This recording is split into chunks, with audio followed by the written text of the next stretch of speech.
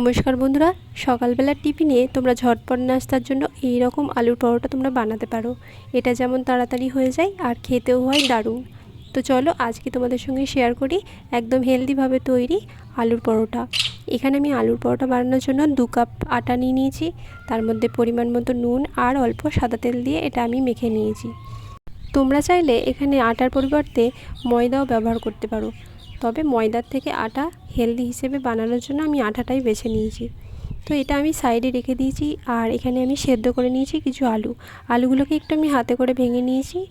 আর এরপর আমি এগুলোকে ভালো করে একটা চামচের সাহায্যে স্ম্যাশ করে নেব।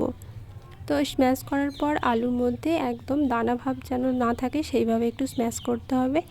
আর এইভাবে স্ম্যাশ করার পর আমি দিয়ে দিয়েছি অল্প করে চিলি ফ্লেক্স, আর দিয়ে দিয়েছি অল্প করে কসুরি মেথি, তো আর দিয়েছি অল্প করে ভাজা মশলা।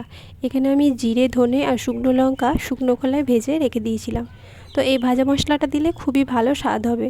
আর আমি যেহেতু আটাতে নুন দিয়েছিলাম সেহেতু আমি নুনটা দিইনি, তোমরা চাইলে অল্প করে নুন দিতে পারো।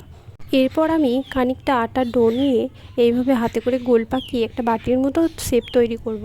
আর এর মধ্যে দিয়ে দেবো ভরে ভরে আলুর পুর। তো আলুর পুরটা আমি এইভাবে দিয়ে মুখটা বন্ধ করে দিয়েছি আর ভালোভাবে চেপে চেপে আমি একটু লুচির মতো করে নিয়েছি। আর তারপর আমি এটাকে বেলে নেব। এটাকে এমনভাবে বেলে নিতে হবে যেন আলুর পুর একটুও না বেরিয়ে যায়। তো আমি এটাকে মোটামুটি 2-3 বার করে ভালো করে বেলে নিয়েছি। আর এরপর আমি এটা কড়াইয়ে ভেজে নেব।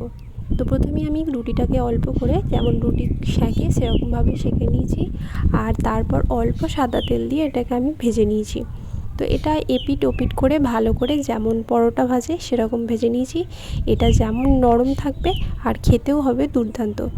তো এই আলুর পরোটা কোনো তরকারি ছাড়া শুধুই টমেটো সসের সঙ্গে পরিবেশন করতে পারেন। তো আজকের রেসিপিটা ভালো লাগলে অবশ্যই লাইক, কমেন্ট, শেয়ার করবেন। দেখা হচ্ছে নেক্সট ভিডিওতে। টাটা।